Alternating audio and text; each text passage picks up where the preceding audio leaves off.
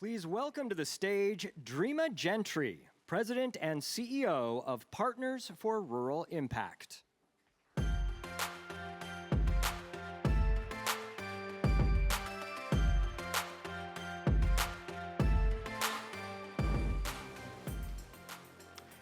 So it's wonderful to be here with you in Philadelphia, the birthplace of our democracy, because I believe in the American dream. I'm a product of that American dream.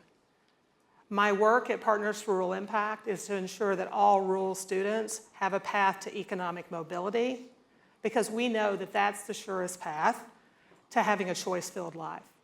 So while we talk about economic mobility, what we're really thinking is every young person, when they graduate from high school, should have a real choice. They should be prepared for college. They should be prepared for career. They should be prepared for military service. They should have a choice of what they're doing, because to me, that is the American dream. So I'm here today from Appalachia, Kentucky, sharing some lessons. And it's not often that Philadelphia asks Appalachia, what do y'all learn, right? So I want to thank you. I want to thank you for listening, for inviting me in. Now I'm going to share the lessons around place, partnerships, and polarization that I've learned over my 30-year career. And I'm going to share them in a way that I share them at home. And that's by telling stories. And that's really just through conversation. And I may get off track, but I promise I'll pull it back together and I'll be on time. So when we think about place, we think about economic mobility, what I've learned is that place is uniquely tied to economic mobility. You may be familiar with Raj Shetty's work. If you're not, you should look it up. His Opportunity Atlas is amazing. But what it shows us is that demographics do define destiny in this country. That where you're born, your zip code, really does define your opportunities to achieve that American dream. Now, I said that I'm a product of the American dream. And I grew up in Appalachia, Kentucky. I grew up in a county that if you look at Raj's Opportunity Atlas, it's deep red, because those are the places that are the toughest for young people to actually have opportunity to succeed. But I made it. But I only made it because I'm one of the lucky ones. When I go back home and I talk to my family, I see my friends, I realize they didn't have the opportunities that I had, and their life has been much harder. And they have not achieved that American dream in many places. Now, I worked hard, and I think often that's what folks say, well, you worked hard, you really weren't lucky. But when I'm talking to that family, when I'm talking to my family, I've realized they actually work a whole hell of a lot harder than I do, and they're still not on that path. And so part of the work, part of my journey has been figuring out, why am I one of the lucky ones? And how do we actually replicate that?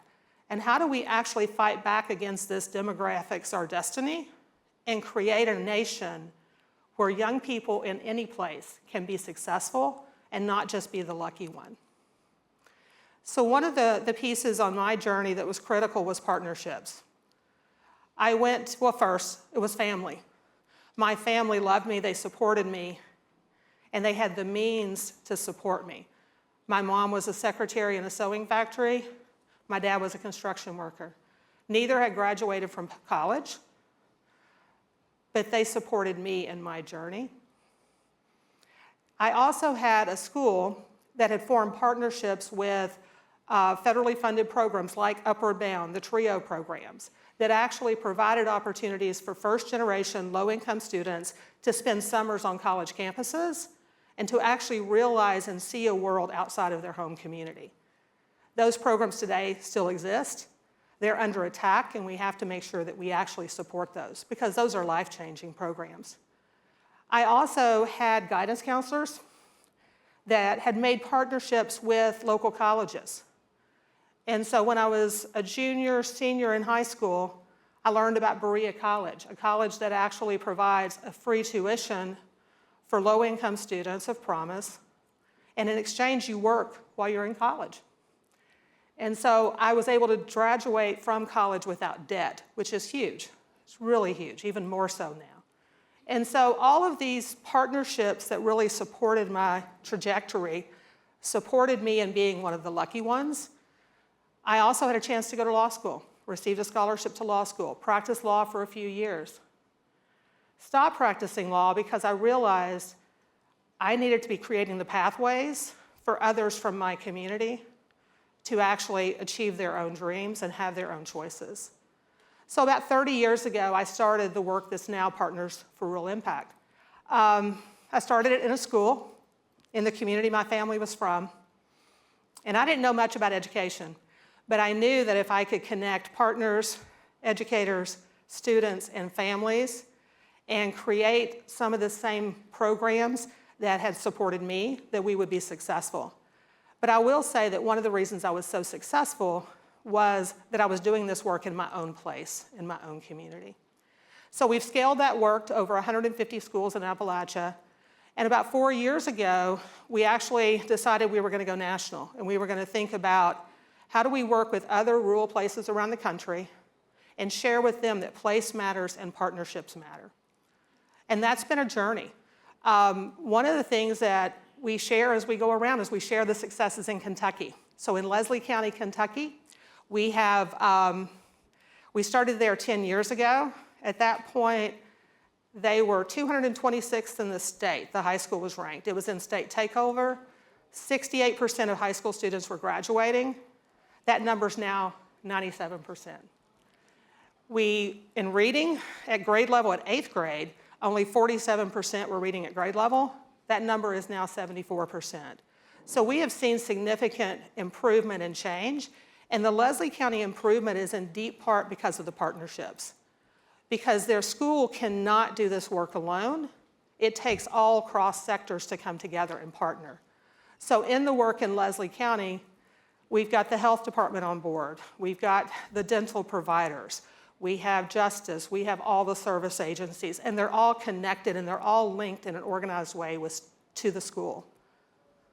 So just the other day, I received a text from Robert Roark. Robert was there in 2010 when I started the Leslie County journey. And he texted me and he was like, hey, want to share these photos with you. And the photos were like a pair of pink glasses that were broken and taped together, and there was crazy glue on the lens. And he said, these belong to a 5th grade student. She came to school today trying to wear these, and a 5th grader shouldn't have to come to school wearing these. Her mama OD'd, her dad's in federal prison, and her grandparents were raising her.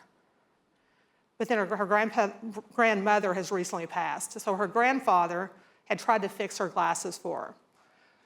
But the next picture was the young girl, it was the back of the girl, standing with a staff member at the optometrist one county over. And Robert said, we took her today to get new glasses, right? Because that's what we do. She can't learn if she's not here.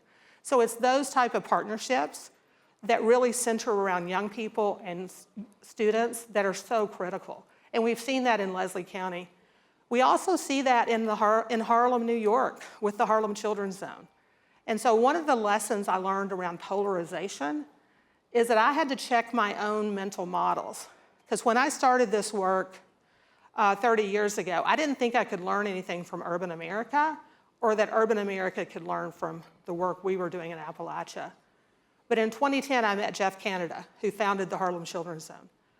And when we were sitting together, what we realized was the work we were doing is very similar. It centers place, it centers partnerships, mainly it centers young people and the desire for all young people to be successful. So now, as we're doing this work and this national movement in rural places, Jeff, through the William Julius Wilson Institute, is doing this work across the country with neighborhoods in urban areas. But we're aligning. We're sharing resources. We're actually thinking together.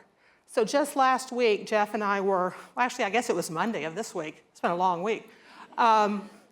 We were in Utah, and we met with the governor. We met with a roundtable of experts, and we were there with a group called Utah's Promise. And their goal is to ensure that all Utah students, rural and urban, are supported on that cradle-to-career pathway. that they have that choice, that they're on a path to economic mobility. So it was really powerful to be sitting in the room with Jeff Canada from Harlem, I was there from Appalachia, talking to the governor and being able to share, we know what works to get young people on a path to upward mobility. We've done it in Harlem, we've done it in Appalachia, you can do it in Utah. So I think my lessons to you all are, if we have to reclaim that American dream for young people, that's not a lesson, that's actually just a request, right? Join me on that journey and commit to the people here in Philadelphia and across the state. We have to do that through recognizing place matters and really deeply thinking about neighborhoods and ensuring that every neighborhood, every county, every region is supporting young people from cradle to career. That we have to think about doing that in a way with partnerships. Schools alone can't do it. How do we bring all the partners together around that broad goal of all young people will be successful? But we also have to be thinking, what are the mental models we might be holding?